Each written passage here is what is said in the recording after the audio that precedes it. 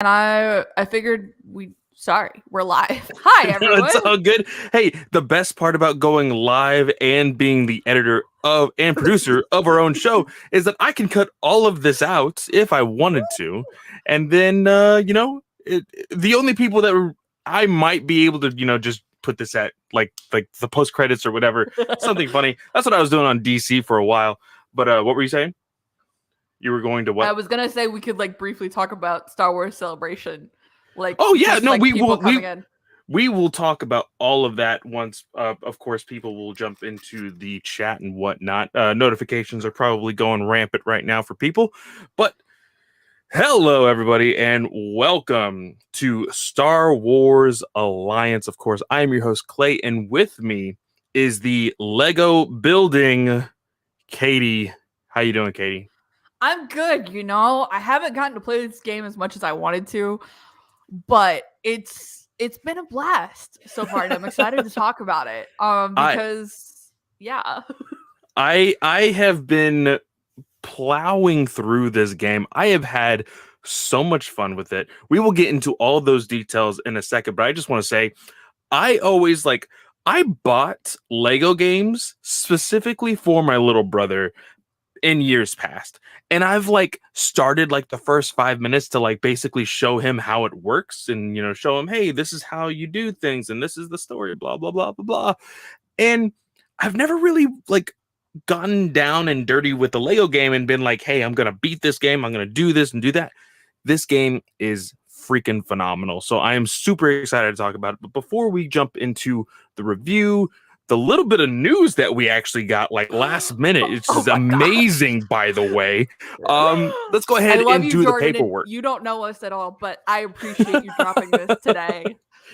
It was so good. But of course, Star Wars Alliance is, of course, a part of the Geek Ultimate Alliance Network. What that means is that we are a part of a great plethora of podcasts. We are a giant podcast family with 8 shows across 7 days a week. Of course, there's only 7 days a week. I am a little bit out of breath, I will admit. I ran to the grocery store real quick. I texted Katie. I was like, hey, gotta do this. I'll be right back. I'm sorry. I'm gonna be a little late. And let me just say, I think Abby, my wife, is a little bit in denial, but I keep reminding her pregnancy brain is a real thing. And so when it comes to conversations that we think we're going to have, and then last minute she's like, oh, hey, what about this? I was like, I told you to talk about this an hour ago. We could have figured this out an hour ago. And she's like, I'm so sorry, I didn't look at my phone, blah blah blah. I was like, okay, let me just, and but I'm here. Everything's fine. Everything's good. I am, like I said, super excited to talk about this. 7 days a week, 8 shows. So there is a little bit of a mix-up in the scheduling, how we are going to do this. World's Finest True Believers. Go ahead and announce this now, because, of course, Chris announced this when he dropped his latest episode, which was this week, with Scott over at Squadcast, talking about Scott Pilgrim, one of my favorite mangas. He is moving to a monthly show, not a weekly show, not a bi-weekly show. He is moving to a monthly show. He did a lovely thread kind of explaining everything and how it's going to work out from here on out. So go check out World's Finest True Believers, their Twitter account, and you will see that thread right there.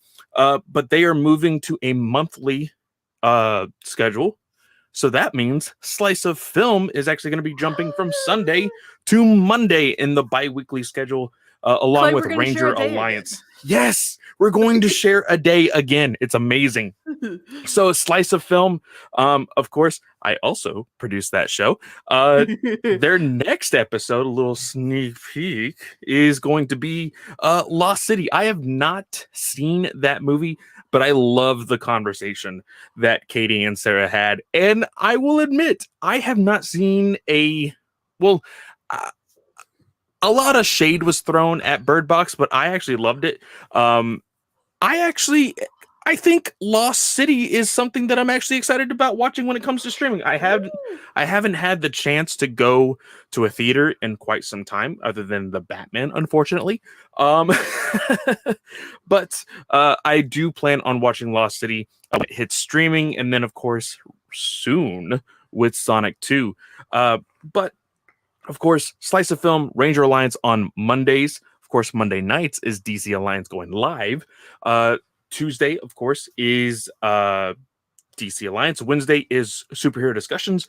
Wednesday is, of course, wait, no, I said Wednesday. Thursday is, of course, Star Wars Alliance. Friday, of course, is Marvel Alliance. And Saturday is, of course, a walk through the multiverse. Now, I'm all out of whack. I'm out of breath. I'm trying today. I'll take it away from here because I do have to interject. Slice of Film will still have an episode, I think, next Sunday. And that's right. Yeah. Have a following episode on the 25th. We're going to do The Lost City. And then Mark, maybe James, and I will be recording an episode on The Northman, which is Robert Eggers' new movie that's coming out April 22nd. So those will be the next 2 episodes. So you'll get back-to-back weeks, but then we'll switch back to bi-weekly. Very, very cool. And then, of course, Star Wars, DC, and Marvel all have their own solo feeds. So if you would like to listen to those separately, you can always do that. Or you can stick right here at the GUA and listen to everything. Now, we are an ad-supported network as well as a listener-supported network. So you will get ads in this episode. Don't worry, we will warn you. But if you don't want to listen to those ads, you could easily just come right here onto the YouTube channel when we go live every Wednesday, 7 p.m. Eastern Standard Time, 6 p.m. Central Standard Time.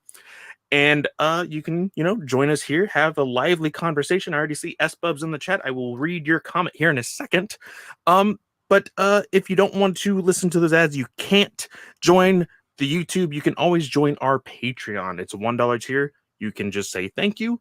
$5 tier does give you that exclusive content as well as the shows without ads. Now, I will say, finally, I was kind of just waiting for my time to, I can always push Patreon content or whatever, but I will admit, because of my crazy schedule, because of everything that I produce and everything else, I was like, you know what?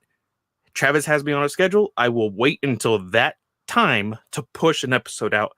Me and the Ranger Alliance guys finally did an episode talking about the modernization of Power Rangers and how they can adapt that into their new Power Rangers cinematic universe over at Netflix. So that was a lively discussion. Very, very fun. That should be out on Patreon now or soon. So go check that out. But with that, I am finished. We are done with the plugs, with all of the opening intros.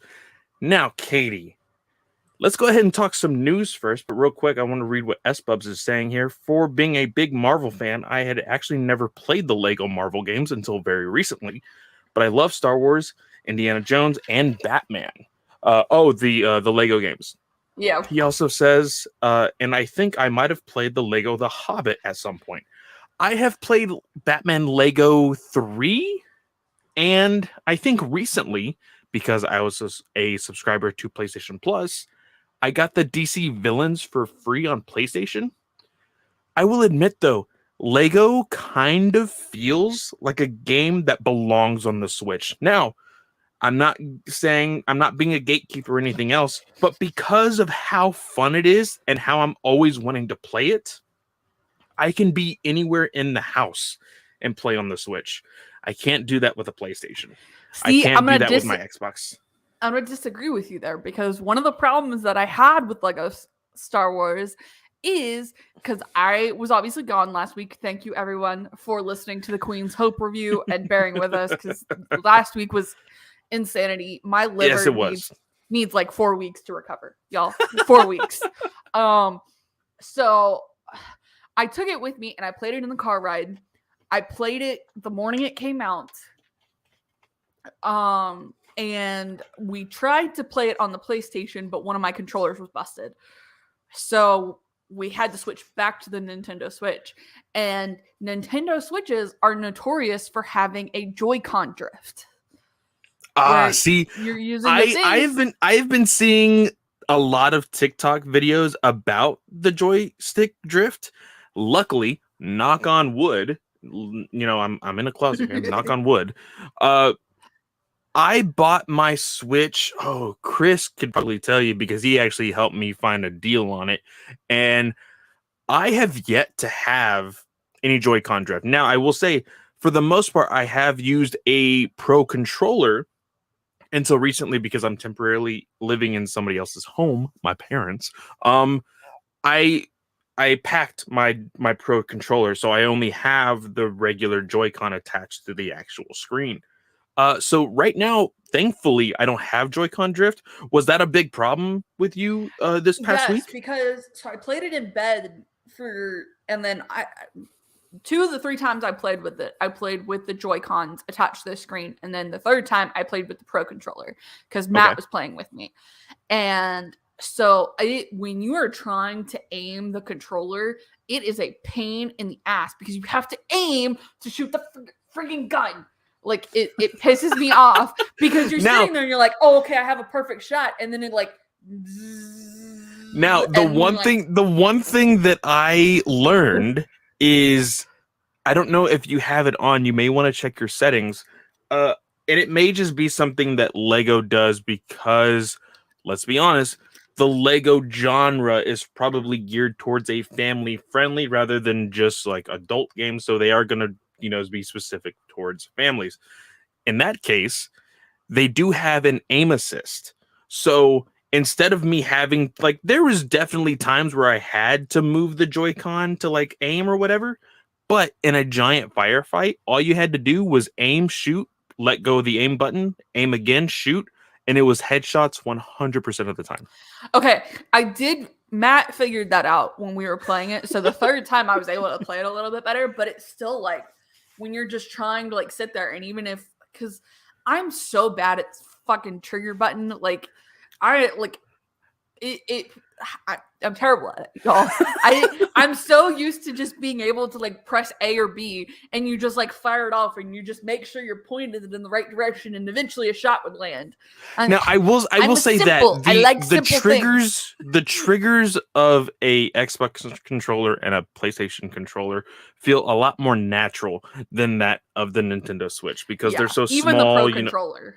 Yeah, so I definitely agree with that. And we're kind of already jumping into the review of this, but let's go ahead and move that aside real quick. We will go back to Lego because it is our main topic. It is what we are trying to discuss today.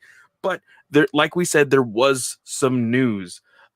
Katie sent me I'm going to talk about this first. The High Republic stuff, we're talking about that first, right? Yes. She sent me the High Republic show, which I realized after watching this one, I wasn't even subscribed to Star Wars on YouTube. So I was like, okay, need to fix that right now. Notifications to all, which by the way, if you're watching here on YouTube, maybe you should go to the subscribe button there, press all, so that way you know every single time we are live. Anyway. Do it. You want to do it? I watched this and I love this show. I can't remember the host. Christina Ariel. Yes, Christina. She is so lively. She is so sweet. I love her energy for everything Star Wars. So we got basically a recap and basically adjusting the timeline, talking about everything that we have already discussed here on the show, whether that be comics, whether that be books and everything else. So we got that. We got a firm look at what phase 1 looks like definitively. And then of course they did say, hey, we're going to get a sneak peek at the new authors of phase 2. Mm-hmm. And we got a little bit of like how they were approached to do this and, where they were at, kind of like the first experience of like, oh, that first email I got. And, are you serious? You seriously asking me to do this? Everybody's super excited. I'm really looking forward to it. I am amazed this is the first time that we actually get them on screen together because the announcement was just like a Star Wars news article. Mm-hmm. And then we've had a High Republic show, which I get, like you have to film these kind of in advance. They don't get filmed week of. So, but there has been really no interviews or anything. Like we got the announcements for the books in that one. And Zoraida Cordova's mentioned as the adult writer. Tessa Gratton is writing the young adult. George Mann is writing the middle grade one for wave 1 of phase 2. And we got absolutely nothing from them in terms of that one. And we didn't really get anything like High Republic. in their interview. Yeah, we're not really seeing anything as far as like what they're actually doing. We saw like, hey, you were invited, you're on this project, but as far as what, nothing really. It was an intro. It was the intro. Well, I think we actually got one. I can't remember her name. She is actually doing, I think, the very first story of Phase 2. Zoraida's doing the adult novel Convergence. Yes. So we did get that, but that was already news that we already knew. So it wasn't anything new. And Tessa reiterated that she's writing the young adult book with Justina Ireland, and George Mann reiterated he's writing the middle grade. But all of those were what we had previously. We didn't really get anything from them on like I would have liked like who's your favorite character in the High Republic so far, or like and they did that. They did at the very end. I think it was but they didn't do that with the new authors. They did it with like a round table. Yeah, which I was kind of disappointed about because I would have liked to know like the headspace these writers are in, so that way I can know like, oh, so their favorite Jedi or their favorite character in the High Republic is this, so we could probably see them either cameo or be a big presence in their story when it comes out, something like that. Which, and granted, like these stories are 150 years previously, so you're not really going to get that option with a lot of people. Porter Engle, Yoda, those are two ones that we know. That is also true. That is also true. Yeah. And y'all, I'm struggling not to laugh. Clay is a ball of energy right now. He's just like rocking back and forth. Well, I learned especially last week when I'm standing in this closet, just standing completely still, my legs just start to shake. So like I am literally moving back and forth just so I can just sway the weight off of my heels. That is all I'm doing. And if I sound a little weird, so energetic with like your voice and everything. I mean, I am also drinking a Dr. Pepper. I think this is the first thing of sugar that I've drank all day. So, yeah, I am a little bit hyped up. So I do apologize for the amount of energy. Maybe I should just chill out a little bit. But no, some of the bigger points of the High Republic show this evening, well, I guess this afternoon, really, was the fact that there was a round table with Charles Soule, with Mission of Disaster writer Justina Ireland, and then the what did they call him? He was the editor, Robert something. I'm sorry, Robert. I can't remember his last name. For comics and the mangas. For comics and mangas, yes.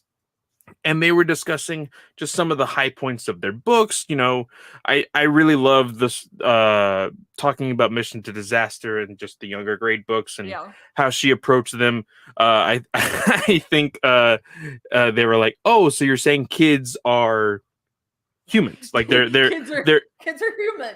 They're normal, instead of just, treating it like an actual novel instead of treating it like spoon feeding kids. And that's what I absolutely loved about those books. I think you agree, Katie. We, out of all of the books, of course, Eye of the Storm and then Falling Star, huge hits, but some of our favorites were the middle grade, the sort of the younger age audience books were really, really fun. But Katie has it up here on the screen. I'm sorry, I couldn't hold out anymore. This cover is beautiful. This cover was absolutely gorgeous when it came up on the screen. But I think some of the very minor details that they didn't really touch upon, of course, this is something that they will probably start to get into more detail when we get closer to the release date, which is actually in November. Yep. This is The Path of Deceit. I love this title because of the characters that are on this cover. And this book is supposed to follow the Dalna issues that we see played out in phase 1 of the High Republic. So Mission to Disaster kind of covered it. A Test of Courage kind of talked about it, and it was briefly mentioned in a couple of other books. But this takes place solely on Dalna. And on the cover, it's got a Pantoran Jedi, which we see Pantorans in the Clone Wars as the senator and the governor, who's played by George Lucas. So there's those. We have a human on the cover who is known as the mother, and a new Everini character, which is Marchion Ro's species. Well, she's not really new because it's Marta Ro, who is Marchion Ro's grandmother. Yes. And we did get concept art. As soon as I saw the last name Ro, I was like, step on the brakes. Hold on a second. What is this? Because something that they went into right before this announcement was, of course, the Marchion Ro comic book and, the backstory of that and the story of how Marchion was really taught at a very young age and kind of just told throughout his entire life, do not trust anybody. Do not trust anybody. And of course, we saw this in his father in the comic, but what if it came before then, Like somebody had to teach his father. Now you could say, oh, it's probably his father's life experiences, which it very well could have been. But what if it starts with her? Or just like I said, what if it was just his life experience? And what if she was the complete opposite of Marchion Ro?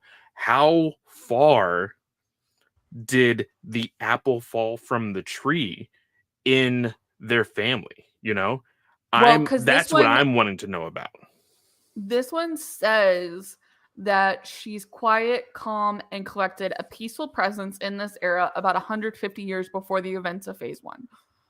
So it's not, because I'm pulling back up the Eye of the Storm comic because that's the one that had her name mentioned, the grandma's name. But now, wasn't she actually a part of it? Because I'm pretty sure that's what I thought. So she was talking to her son, which is Marchion's father, I think within like the first 2 pages of the first issue. I'm pretty sure. First issue? I'm pretty sure it's the first issue. Okay, it's not the first issue. No? Because I got the first issue pulled up. Okay, because I remember it was when Marchion was a lot younger and he was kind of like below them. They were on like some sort of balcony and they were kind of whispering, talking to each other. And Marchion was not really paying any mind to them. That's the visual I remember. And I can't remember if it was issue 1 or issue 2. You're right. It was 1. Okay. They talk about the history, and then the lie. 20 years beforehand, Marchion mother is how she's referenced by Asgard. Mother. But who is saying mother? Is it? That's Asgard. Okay, so it is his mother. So that is her. But we don't actually get like a name. Okay. I'm gonna look on Wikipedia because this is taking too long. But I am really, really excited to see more of Marchion's family tree. Yep. Of course, just like I said, if she is the complete opposite, is she the complete opposite the entire way of the book? And then she changes at the very end, and then that's like, oh my gosh, like this is where everything starts to stray? Or is it her children that make these changes in the way that they treat one another in the galaxy, So I looked it up. Mother is Shala. So it's not this person, Marta. It's not Marta. Okay. I don't know. I saw that on Twitter, which is why I said grandmother. So sorry, I confused everybody. But either way, what if Marta's Marchion's mother? We don't know how long the Everini live. That's true. But if that's the case, well, I mean, it does talk about like this is like a it's a very weird, like the way they described it. This is supposed to be like a forbidden romance type of thing because they are again on another planet that feels like they shouldn't use the Force. And of course, we see here there is clearly a Jedi right next to her on the cover, so we know that they're going to be interacting with Force users. What does this mean for them and everything else? This is the kind of stuff, I know it's sappy, you could say, because I feel like there's going to be a lot of people that say it. There's going to be people that are like, oh, this is exactly like Anakin and Padme, blah, blah, blah, blah, blah, blah, blah. But I will admit, as I'm getting older, I am loving different genres that I never liked when I was a kid. And the romance stuff kind of gets pretty juicy at times, in the fact that not super sexual, but in the sense of like how it like fits in politically and how it fits in how it fits into the drama and everything else of the rest of the story. I am really looking forward to this. Yeah, and the forbidden romance isn't necessarily between Marta Rowe and somebody else. It's between a member of the Path of the Open Hand, which was an extremist organization that existed on Dalna around 382 BBY, which was led by the Mother, which is the human character we get. They believed no one should be using the Force, especially the Jedi Order, and one particular member falls for a Jedi Padawan, which is the forbidden romance that we see. So it'll be interesting to see how that plays out.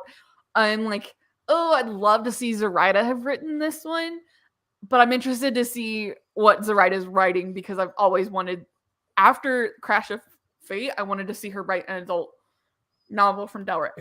Excuse me. So I'm excited to see what she comes up with. I haven't read anything by Tessa Gratton. She's not written any Star Wars thing before. Or has she? No, she hasn't. So it'll be cool to see what happens. Yeah, for sure. I can't remember if there's anything else regarding this as far as the High Republic thing. But the other news that we got was super unexpected. Of course, who was it that dropped it on Twitter? It was Jordan Mason from Cinelinks. Okay, yeah. So Jordan, like we said, thank you for giving this to us, because I'll be completely honest, until Obi-Wan comes out, we are kind of just scraping the bottom of the barrel trying to get some news here for you guys. But it has been unofficially announced, scooped, I guess. Scooped. And Jordan, for credibility purposes, because again, we always believe here, if it's not on StarWars.com, it's not legit. But Jordan has had some legit Star Wars scoops before. He's the one who said Ewan McGregor was coming back for Obi-Wan. So, and a couple others that I can't really remember, but he's had some credibility, which is why we're sharing this one. Yes. But he is saying that Star Wars Visions Season 2 is coming back, or is coming supposedly this fall, which is, there's been no announcements or anything. He says that it's likely to be announced at Star Wars Celebration, which we're going to get into some of the stuff, some of like the panels that have been announced, and just kind of briefly go over them. So there's potential, but I'm interested because obviously Visions was probably the most popular thing last year. Oh, it was so good. Now, of course, there is no confirmation on if stories are officially being continued from last year's. I will for sure put money down. If anything, we will probably see a continuation of the 7th Jedi, right? Is that what it was called? I can't remember. I thought it was the 9th Jedi. 9th Jedi. I knew it was a number. Sorry. Yeah. So the 9th Jedi will... Oh, go ahead. He said in the article that he doesn't know which anime studios are signed on for this, but he does know that certain stories will be continued. He does not know which ones. So sweet. Because there was a lot in there that had potential for a continuation. I just hope that they go one episode at a time versus dropping 2.5 hours on us. See, I don't know, because I had a blast just binging all of that all at once. But of course, we as Star Wars fans are really hurting for the conversation game when it comes to, social media content and talking about it. I didn't even realize this until somebody else said it this past week with the announcement that Obi-Wan Kenobi is getting 2 episodes the first week. That very next week, it's already 50% done. Yep. Like like the show is halfway done by the time like by the time June is there, it's halfway done. And I don't really like that because it's like, holy shit, we got 2 weeks to talk about this, and that's basically it. So when it comes to Visions, I do kind of hope also that they do, prolong it a little bit. For one, animation studios, do like whatever you need to make these things perfect, right? Don't rush, don't do anything like that. But at the same time, I do want this to come out, and I do want it to drop weekly. I do want the conversation, because even as part of the anime and manga community, like even these shows that are dropping every Sunday, there's conversation around it. It is possible to have a conversation about an animated show. Like, we had the conversation on What If. We had the conversation on Clone Wars. It can happen. Just like, let us have that conversation, please, So I'm excited about this. I know that we almost had like a 2-hour show when we were talking about and we each didn't episode. even get to talk about all of them. Like, there were parts where I was like, oh, I want to talk about more, but we're like 2 hours in, and we gotta cut it off.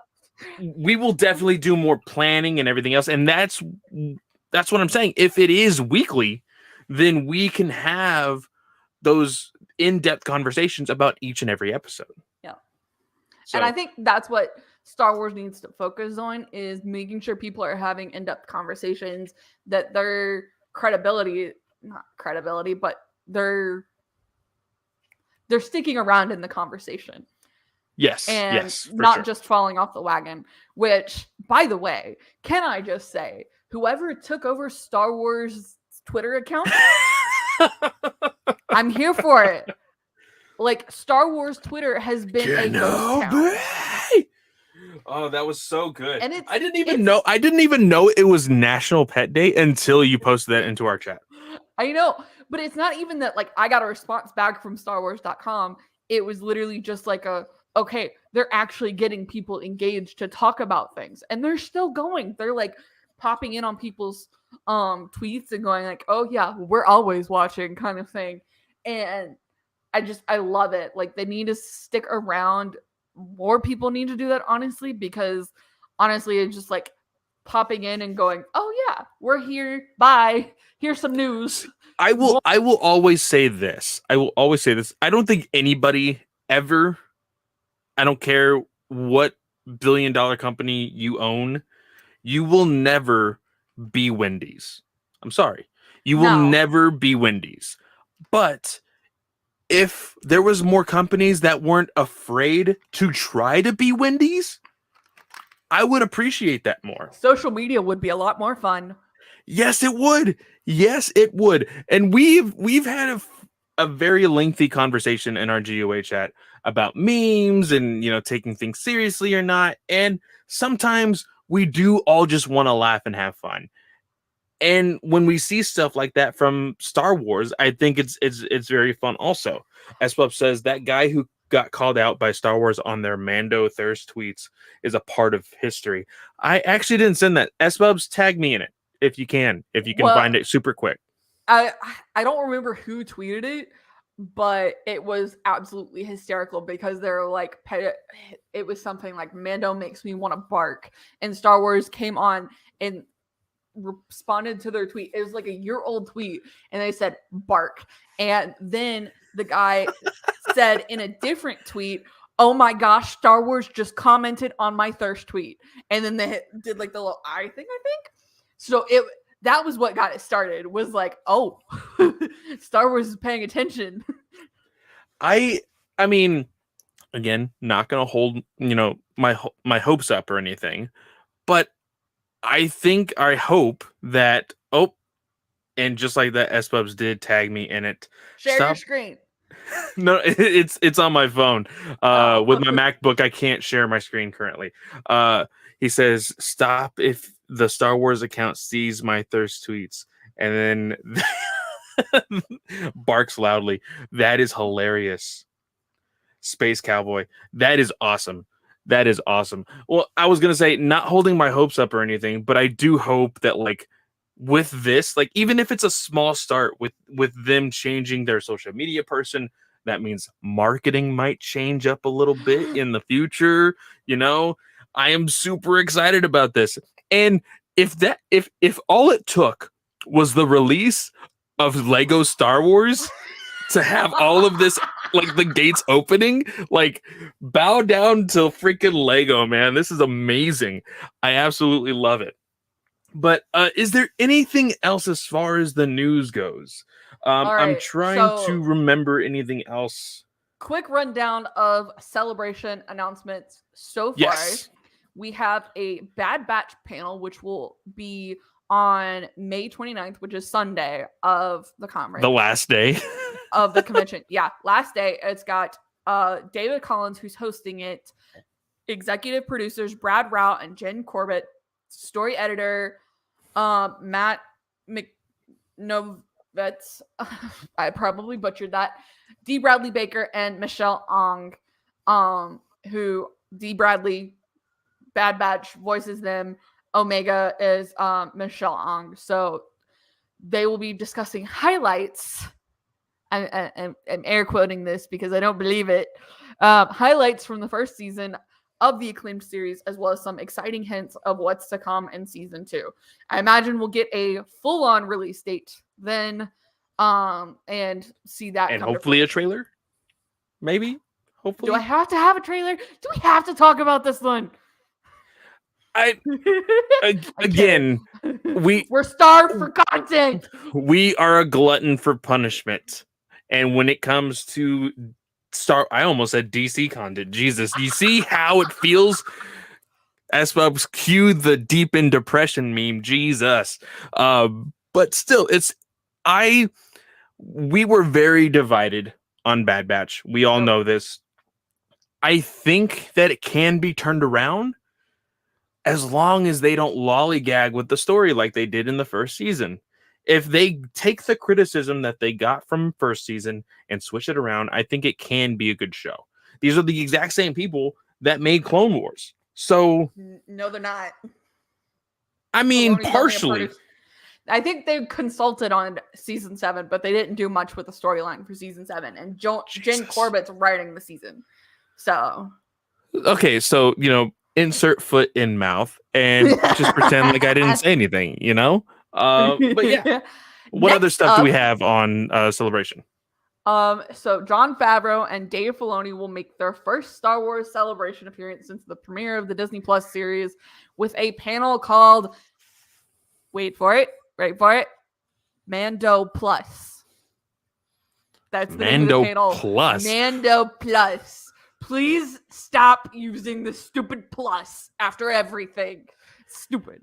It is called Mando Plus, a conversation with Jon Favreau and Dave Filoni, and will take place Saturday, May 28th. It features the duo along with special guests for a look back and a look ahead for what's to come. Okay. I don't necessarily know if I need that. Of course, I'm not going to be a celebration. I'm sure we will see all of this being put up on YouTube and whatnot later on during the week or whatnot. Some of it's going to be celebration exclusive for who's there, but they do tend to live stream some panels. It's not going to be everyone, but as far as Mando, though, I think that, like, with the, I can't believe I'm about to say this, but for some reason it just popped in my head, the Mando verse of Star Wars. It's like, I feel like it is very open. They are very open about them, like, hey, new streaming service of Mando content, of only Mando content. No, but like, I do think that Star Wars is very open about what they are doing with Mando. The stories connect to it and everything else. So do we really need that panel? No, but of course, I mean, everybody who's fans of that show, of the, continuation of everything, of course, they're going to be chomping at the bit for what's coming next. So I do understand why they're doing it. Yep. And so the final panel that we know of currently, Star Wars Celebration Anaheim 2022, will kick off with a panel that will be long remembered. It is a look forward at what's coming soon to a galaxy near you. It will have that sounds familiar.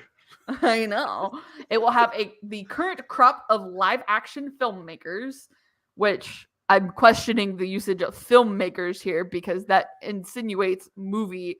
Yes, I know it's just a Is Ryan Johnson going to be there? Is Ryan Johnson going to be there? Where's the trilogy? Is Patty going to be there? Because apparently it's still on the docket. Apparently. Current crop of live action filmmakers will be joined by special guests to discuss the mini Star Wars adventures coming soon, including Obi-Wan Kenobi, Andor, and The Mandalorian. Which, it's funny because in this article, Andor is the only show that's not tagged because I don't think they've had much news on the actual StarWars.com site for Andor. And it's really funny because Andor has been the show that has been in production the longest, that has been finished, and we have yet to see anything other than the behind-the-scenes look back in 2018. Yep. It has been 4 years since we have heard anything else from that show. Waiting on a marketing. The only other thing we have currently is the guests that will be appearing. So currently on the docket, we have Giancarlo Esposito, Jonas Suotamo, who is the new Chewbacca. We also have Omid Abtahi, who is Dr. Pershing in The Mandalorian. There will be a High Republic panel, which will only have the original 5 authors. It will not have any of the new ones. There is womp. I know. Margot Apostolos, who is in Return of the Jedi as one of the Ewoks. Jet Lucas, who plays Zet Jukasa in Attack of the Clones and Revenge of the Sith. Orly Shoshan, who plays Shakti in the prequels. Kevin Thompson, who was the Ewok Chubre in Return of the Jedi. Tim Rose, who plays Admiral Akbar. And Carrie Jones, who plays Chrysanthemum. We also have Anthony Daniels, C-3PO, Ian McDermott, who plays Darth Sidious, and Ashley Eckstein, as well as, because there's 3 articles, I'm sorry.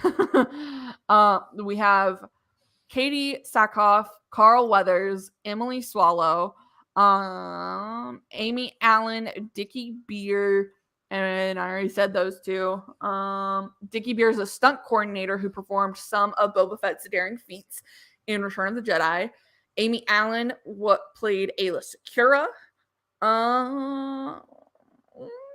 And that looks like about it. A lot of the panels will be hosted by Doug Shong, who is the Lucasfilm VP and Executive Creative Director. Amy Ratcliffe, who has hosted Celebration before, will be their stage host and sound designer, David Collins, as well as Dan Zur. And Dan Zur is an author for Star Wars, and Steve Sansweet, who owns Rancho Obi-Wan, will also be in attendance. So that's a lot of people. Some of them I don't know, but they're there. Not that we're going to be there, but it sounds like a packed house. And I will say this. I have high hopes for my Ranger Alliance team and us going to what they call Power Morphicon over in Pasadena. I will say this. If it's possible, and I'm okay with traveling that far away anytime soon, it may be a dream for, me and Katie to go jump into Star Wars Celebration and us doing coverage. That would be amazing. But not going to make any promises, of course. Not going to make any promises. Going on, it does sound like a very packed house. But moving on to, of course, Lego Star Wars, our main topic of the night. Lego Star Wars. So, okay, let's get the bad things out of the way first. I already talked about the trigger drift and the aiming perturbedness. Okay. Do you have any? So I was playing the Return of the Jedi. Okay. I jumped into Return of the Jedi and I finished it. But when you are in Endor and you were on the speeder and you were trying to get the stormtroopers. Hang on. Let me tell you what I've done so far. So, because I don't want any spoilers for like the cutscenes or whatever. No. I'm not going to do any cutscene conversations. But how far are you? I just want to know that much. We did a little bit of the Phantom Menace and ran into a bug where we were trying to continue on and it just froze every single time. Wouldn't let us proceed. I think we tried like 3 or 4 times. So we didn't get through that. So I have gone through A New Hope, and then I think I'm partway through Empire Strikes Back. Okay. Like I'm with Yoda right now. Okay. So in the Return of the Jedi, of course, when you're in Endor, it's a part of it. I mean, it's basically the same as the movie, which I do love about this is like beat by beat. Each part is exactly like the movie, and then of course they do like their little Lego family-friendly spin on everything. Yeah. But when you're in Endor on the speeder trying to shoot the clone troopers, I don't know if this would have happened if I would have jumped into the original trilogy to start off with, or maybe it was because I've been playing for a while. Maybe it's a sign that I needed to put my Switch down or whatnot. But it was very laggy. There was a lot of latency on how I was controlling the speeder. And I didn't really like the way the speeder was shooting. I noticed that a lot of the vehicles are really hard to control when you're on world. In space, I have a blast in space battles. Whenever I see one available, I just speed right to it, and I'm just like, yeah, and with my Switch, I'm like, I'm one of those weirdos. I did this ever since I was a kid. I move my hands and my body with the controller, so like I'm over here like trying to like go into a circle. And one thing that really pisses me off is the computer enemies in space battles. They're just like, hey, I'm just going to fly in a circle. And then you're just going to try to follow me. And we're just never going to meet. And it's just like, I was trying to get, it was when the Millennium Falcon's trying to escape into the asteroid field. Yes. And the space battle was so wonky. It was literally like and I had no latency. It was literally like I would move the Joy-Con and then it would go that direction.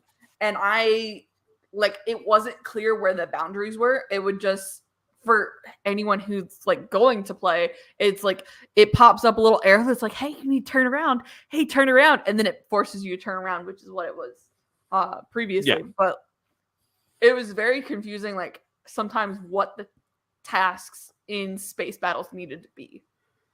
Yes, they don't really specify it, and sometimes I'll be in space and I'm like trying to do this or whatever, and then I think it was also in I can't remember.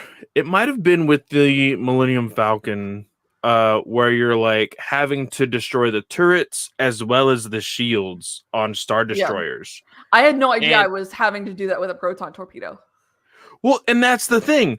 Like they're like, oh, it wasn't until like I'm trying to destroy these things for like the 5th time that like, oh, you have to destroy other ships in order to get proton torpedoes. Like, I'm like, well, why didn't you tell me that beforehand? Where's the tutorial on this? And so I have to go, waste my time killing all of these other ships and then go use the proton torpedoes. So there's a little stuff like that. And again, maybe we're just overthinking this because we're just having so much fun. And like the tutorial is right there. We're just not focused on it. Again, these are family friendly games. So no, it I'm a should tutorial kind of doer. There's no tutorial in this. I promise you. There's like a little bit of tutorial, like when you go to like use a weapon for the first time, but none of the space battles had a tutorial at all.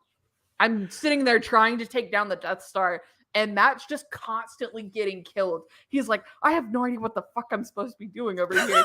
And I'm like, okay, you have to go find the proton torpedo. It's at like the little mountain thing. And he's like, what mountain thing? And so finally I was almost done with it. And I was like, okay, just let me get this last proton torpedo and we'll move on. There's some parts of this game though that I absolutely love. One thing that I don't know is if it's a usual thing in Lego games or whatnot, the boss battles. The boss battles are actually really, really fun to me.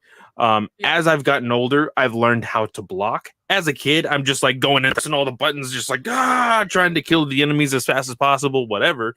And then I'm learning in this game, you're like, oh, you have to jump back, you're having to move, you're having to dodge, you're having to do all this other stuff and be strategic with your fighting. And I'm actually enjoying myself. I'm like, okay, let's see if I can do this entire battle without getting hit. And I'm having a lot of fun with it. Now, Katie, you look like you're about to explode. Are you having a bad experience with boss battles or what? No, because you said like the mashing all the buttons thing, and that was me when I was like fighting the clone troopers, and I'm literally just like rotating my thumb around, like just hitting all the buttons. And Brad's like, how the fuck are you getting all these combos? I'm like, oh, I'm just hitting the buttons. Oh, that's amazing. Now, the only other complaint I have before we get into like the rest of the fun stuff, is that there have been several bugs that I found. So I've had to go back and like restart episodes. Sometimes those are fixable, sometimes they're not. So I'm waiting on updates for those levels. But one of the things, because I actually joined the Reddit page for this Lego game. Ooh, maybe I should do that. And I have found out, I haven't experienced this yet, but one of the perks of this game that they reported was that you were able to go on and do all of these different missions, and do like open world stuff while you were experiencing the levels. You can't actually go back to the worlds on free play. You can only do the levels on free play. So any open world stuff has to be done in story mode. Oh, that's weird. Because I thought my idea was to run through the story, go back through everything on free play, and then do free play, and then do all the side missions. I didn't know that you couldn't do that. Oh man, yeah, that's a little annoying. That they're having to start a new save in order to go back and do all these things. Because, I mean, part of the perks of these Lego games, and yes, y'all can judge me all you want, I enjoy having just a level to go do stuff. But I want to get through all the story stuff and see the cutscenes, see how the levels work, and then go back and do stuff. Because you could run into issues all the time in like traditional Lego games, like Harry Potter, for instance, where you need a person who can heavy lift things, or you need a Dark Force user. See, and I am running into those little obstacles, but I'm like, okay, well, I can just come back and do this later. And I'm just skipping all of that stuff. Mm-hmm. And especially like when you are starting the game, you don't have a whole lot of characters unlocked anyway. So I'm not, chomping at the bit for the side mission stuff, because I want to unlock as many characters as possible, which you do with every level that you complete. There's like a little, you get like a progress thing at the very end of each mission, tells you, okay, you completed the mission, you got this many studs, you did this many, like, what are they called? Like basically the Nintendo or the Lego version of like the PlayStation trophies, like where you're doing like side missions or whatnot during your entire mission. You are getting the blueprints for certain ships and all sorts of stuff. That's what comes out at the very end of each mission. And then at the very, very end, it shows you the characters that are now playable. Yep. That's what I'm more interested in. So that way I can go back, I can do some crazy stuff. Because for one thing, the one thing that I love to do in every single story mode, especially with Lego now, is I see that progress bar at the very top with how many studs I have. And I'm like, I want to fill it all the way up to purple. I don't care what I have to do. If I'm stuck in one room over and over and over again, destroying all these boxes for no freaking reason, I'm going to do it. And then I found out that you can buy multipliers for your studs. Yep. So I found the data cards or whatever for 2. So I have a ×8 multiplier. And I am just going as much as I can. I have learned that you can get all the way up to ×10, but they all stack. Yep. So it would be ×2, ×4, ×6, ×8, and ×10 all together. And I'm like, holy crap, that's amazing. And I'm just waiting to get that to that point. But like now learning that I have to do side missions during the story, this game is going to take a lot longer than I initially wanted it to. And I don't know how I feel about that now. I still think I'm going to go through in story mode because the issue is that, yes, they have like the big level world that you can go to for free play stuff. But each movie you can and on the free level one, you can only hit the levels. So anything before or between the levels getting to them, you miss out on, is what's happening. So there's no way to start the movie from the beginning and then go through it. That's a bummer. Yeah. So I haven't experienced that yet. So that's just what I'm getting from other people. But that is a huge flaw, I think, in what's going on because the open worldness was a huge part of what they were selling with this. But if you can't go through it, like with Rey Skywalker, then or like your favorite Star Wars character, whoever they may be, yeah. So you just reminded me of something that has become a very big talking point on TikTok.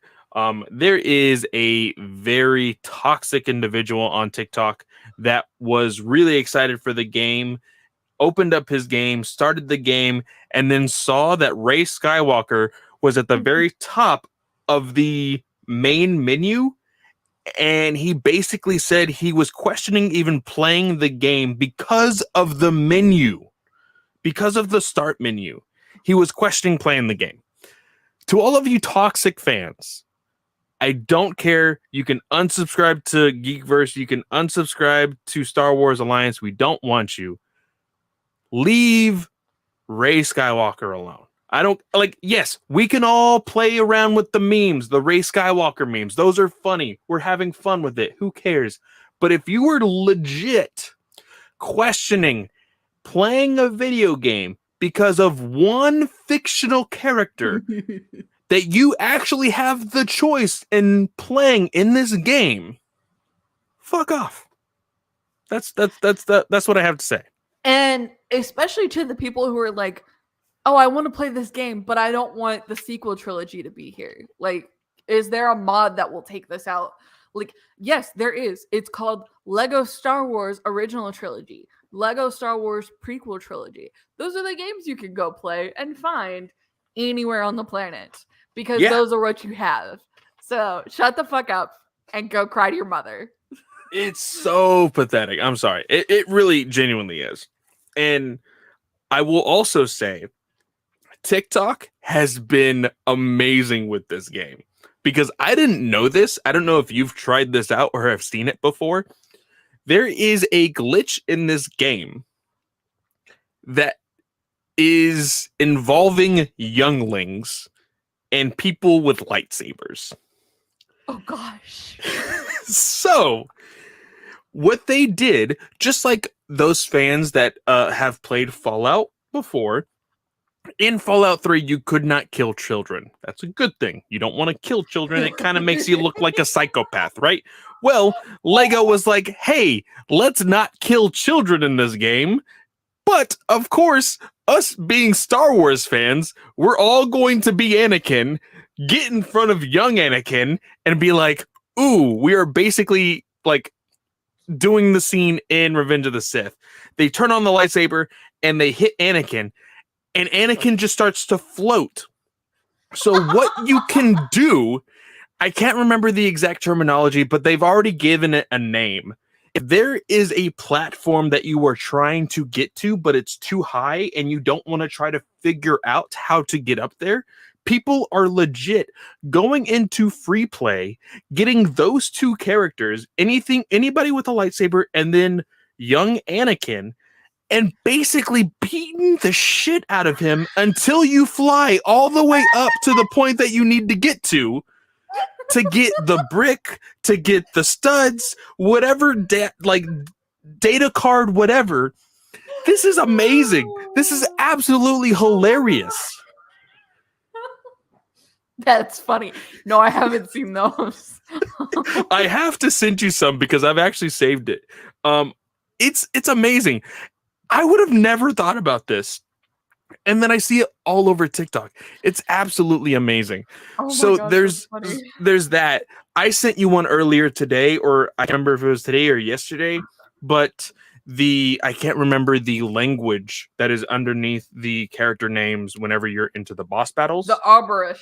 Yeah. Yes, the Abrish is actually translatable, and it actually gives some really like funny things as far as like the characters that they are attached to. Like with Anakin or Darth Vader, it'll say does not like sand or something like that. The only ones that are very generic and actually like on par with the character is, of course, I believe Boba Fett and Jango Fett, basically. It's like the donor of the clones, and then that of like Galaxy's most dangerous bounty hunter or something like that. But the actual translation of those are actually really, really funny. So go look that up. I might post it onto our Twitter, so that way you guys can easily just go onto our Twitter and watch that TikTok. Trying to think what else. I have been looking at YouTube videos, like, because for me, like I said, I want to get all the stud multipliers and everything else. I have found already a video that is like 20 minutes long that shows me all the locations of the data cards. So I'm going to, as soon as I am finished with the story, I'm going to go look at those data cards. And then I found out that once you play Return of the Jedi, that a Rancor will eventually be playable. Ooh. And then what you're supposed to do with the multiplier is basically, instead of just destroying everything that is destroyable, when you're a Rancor, everything is basically like you can break everything because you're a Rancor. So you do that, and then it gives you all of those studs. It's going to be amazing, and you're going to be able to like freaking get your 100% complete on each level with just that. So I'm going to have fun with that. S-Bubs is saying, like young Anakin and Vader, and Ben, Swallow, and Rey voice interactions. Oh, yeah. They do have some really funny voice interactions with, that was something else. I don't know if you know this. Voice actor that had to retire due to the stroke. Tom Taylor? Tom. It's not Taylor. It's, I think, Baker. Is it Tom Baker? I think it's Baker. I don't think so. Tom Taylor sounds like Home Improvement. What is it? I think he's Yoda's. Yes, he's Yoda's voice actor. He actually played several different characters. Kane. Yes. So Kane, this is his last performance. Oh wow. He did Yoda. He did Qui-Gon Jinn.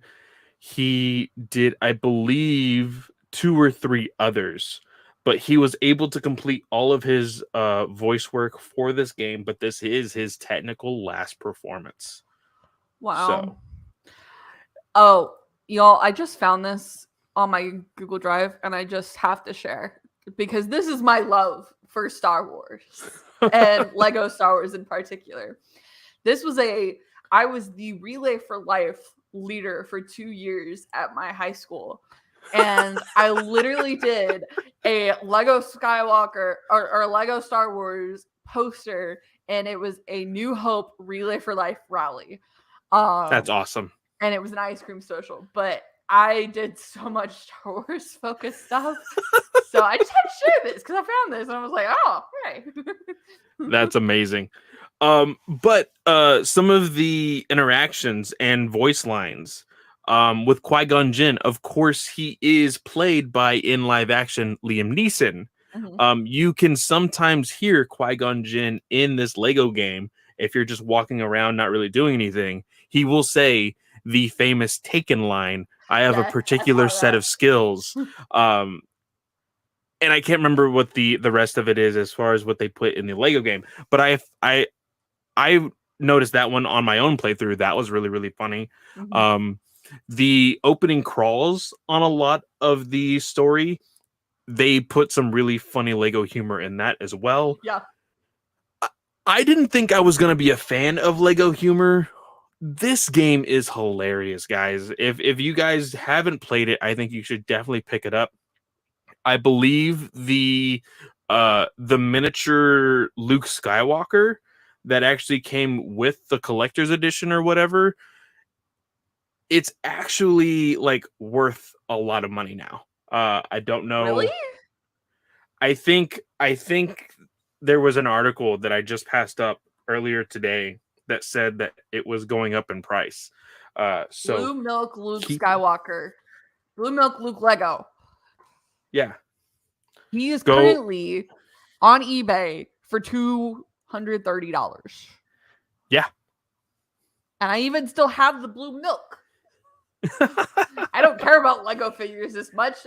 But see, that was also funny because even the blue milk didn't well, I'm going to go ahead and keep my mouth shut because you're not there yet. I'm going to keep my mouth shut. Okay. Keep my mouth shut. But I have been playing this game chronologically. You said you started doing it in Phantom Menace, and then what was the game glitch that you hit in Phantom Menace? It would, so I would go to get, so we started the Phantom Menace on the PlayStation because I was like, okay, I got it on Switch, I got it on PlayStation, might as well do two different ones. And I was like, okay, I'm gonna do the Switch one by myself, and then I'm gonna do PlayStation with Matt or whoever else wants to play with me. Okay. And so we did it on, I think we did it on the Switch, and this is where it was. Yeah, it was the Switch. And we kept trying to get into the droid car to go down to Naboo, and it would always just freeze and then shut everything down. And you had to exit. Oof. So we could never get past that point. We do have a PlayStation controller now, a second PlayStation controller. So I think I want to keep going with people on the PlayStation because unfortunately there's not an internet co-play, even though there should be. Like, what's the point? I really hope that there is an update to this game that, and again, I understand Lego probably like they probably heavily invest in the couch co-op, which I will admit, I'm teaching Abby how to play video games. I think this game will be a very good like start into that genre of just, gaming in general. But there's a lot of people that I want to play with that I cannot just invite to my house. So I hope there is a choice or an update for that choice eventually. I don't know, S-Bubs, if you can confirm whether or not the other Lego games have had couch co-op or have had online co-op, or if it's just couch co-op. So Lego Harry Potter doesn't have couch co-op.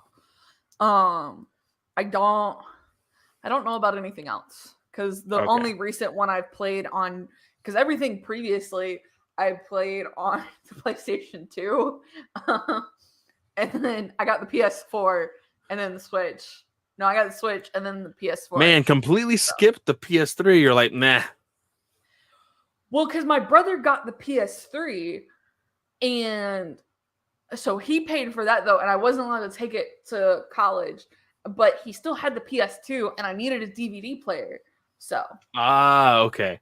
SPUP says, I don't think they've ever had online play. So that's that sad. is a little disappointing. But that couch co-op is usually a very fun thing. Having somebody there right next to you, because I'll admit, if there was somebody online that was just like dawdling around, I'm like, no, we have to do this. We have to do this. Hey, we're trying to complete this thing to get this brick. You Yeah. got to come over here and do this. That would be kind of annoying. But as far as anything else, is there anything else that you have encountered or anything that you want to talk about as far as the game that we haven't touched on right now? I don't think so. We will probably do another one of these in about a month, just when we've kind of gotten more through the game, and especially since we don't really have any content before Obi-Wan Kenobi.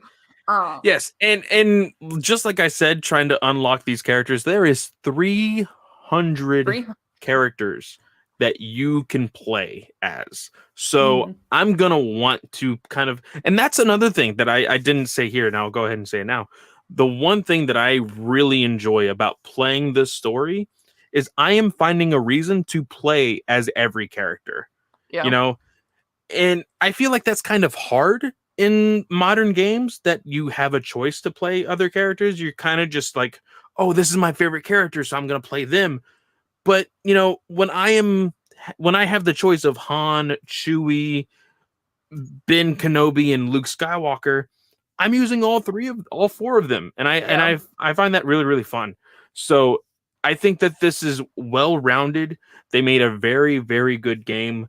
I asked some questions for, of course. Oh shoot, it was Dylan and Taylor over at SideQuest for the Geekverse guys. They're doing a review. I don't know if it's up yet. I believe it might be. It was. Yes, it is. It actually came out on Tuesday, so I think yesterday, the time we were recording this. It came out yesterday. I'm probably going to be listening to that tomorrow. I'm doing some yard work, so I'll be listening to that. But my one question was, I want to see other franchises get this kind of Lego treatment. The massive game, not just like the small little game that I can kind of play and beat within like 3 hours. I want to be able to play this like for a month, and I feel like that's what's going to happen with this Lego game. You should play Lego Harry Potter then. Well, I know that Lego Harry Potter has 1 through 4 and then 5 through 8, right? Yeah, but it's very similar. So it's very similar. And one game that I think already kind of died out, that I was very interested in when it actually came out, was Lego Dimensions. It kind of had the same kind of gameplay as that of the Disney. Oh shoot, what was that game? Where you bought the toys and they go on the little platform. It was the Disney Interactive. SBubs, I know you know this. Help me out here. But there was a Disney game where it was like the amalgam of Disney, where it had like incredible. It had Pixar, it had Disney, it had Star Wars, and you could like build a toy box and stuff. I can't remember the name off the top of my head, but there was a game called Disney Dimensions where it was basically the same thing. It was everything Disney: Harry Potter, Doctor Who, the Lego Movie, Batman, DC, Marvel, Sonic. Everybody was in one game, and it had this little portal thing where you would actually get the characters, the little Lego characters, and you would place them on the portal, and it would basically transfer the data and you would play it. That was a game that I was like really excited to eventually play, but I think it died out actually pretty fast. So I was a little disappointed in that. But anyway, that is it for our review, our progress review, if you will, because we will probably talk about this, like Katie said, when we are completely finished with the game. But with that, guys, thank you so much for lasting this long. Of course, I am Fanboy Clay. You can always find me on Twitter. Go into the bio of my profile. You can find the link tree to all of the shows that I host, that including DC Alliance, Batman News the Weekly. Well, I can't even talk right now. Ranger Alliance, and of course, this show here, Star Wars Alliance. And Katie, what about you? You can find me on Twitter. It's at Slice of Katie. Also, Clay, I noticed Star Wars Alliance is not in your link tree. Is it not? I know. I looked at it, I think, last week when I had to do the Slice of Film notes. I will add that right now. No, sorry, y'all. Random side notes. This is how my brain works. Slice of Katie is my personal Twitter. I'm also on Instagram. Star Wars Alliance is on Twitter and on Instagram. It's at Star Wars Alliance without the A in the wars. Very important. Don't forget it. I'm gonna be doing some stuff this weekend to try and do like some different reels. I'm also gonna see if I can get the show on TikTok so that I can do multiple. But baby steps. Instagram first because I know that better. I will say this, and the GUA has already made fun of me for it. I think somebody was asking a question for Star Wars, and I got the notification on DC Alliance, and so I answered them, and I didn't even realize that I was using the DC Alliance account. So, having multiple accounts on Twitter is kind of frustrating sometimes. I could only imagine what it feels like on TikTok, though. So, like Katie said, baby steps. We will share the account. We'll try to do something. I've talked to her about like putting some of these highlights on the live stream and possibly putting them up on TikTok. So, when we finally put it up, go ahead and give us a follow. Yep. But that is it, y'all. Again, thanks for being here. We appreciate it. I want to wish everyone a great day or night, whatever time of day you are listening or watching. And we will see y'all next time. May the Force be with you. See ya.